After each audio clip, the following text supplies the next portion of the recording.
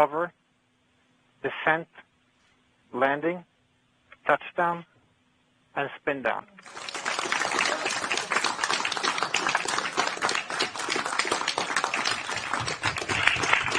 And altimeter data confirms that Ingenuity has performed its first flight. Yeah, and we start. Originally, we just like the idea was like, is this thing even feasible? Like, can you really fly on Mars? And then they started with a small development of like a very small miniature aircraft, that even smaller than the smaller aircraft. I would like you to work on this design. Can we design a motor controller like weight like literally just several grams? And I was like, oh no, this is really possible. This is really hard. I don't think this can be achievable, because especially like these parts were supposed to live in the Mars atmosphere, which is something nobody really know. And altimeter data confirms that Ingenuity. That was like really exciting. I knew that is gonna be something on Mars. The day it landed on Mars safely, that was exciting. I was like, okay, I made it. I achieved to have a piece of hardware on Mars.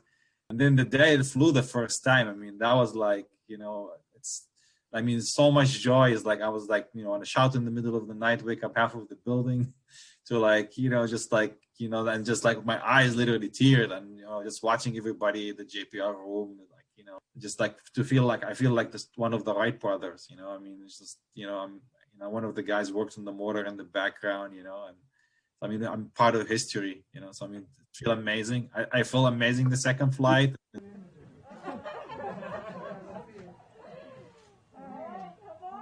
It is really hard. Not to see your family and not be able to go to Gaza. It's really hard. It's to understand the situation, because you really just like the border just closed, and and it's just like, I didn't see my parents for many years. I didn't see my parents for 12 years. There's nothing legally stop me. Just like it is the risk. It's like, and what I mean by it is like, in engineering, we can predict everything, we can calculate everything, and we can follow a project timeline.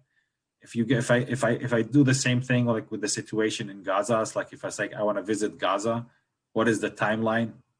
I cannot answer that question, because I don't know when the border will open. I don't know when the border will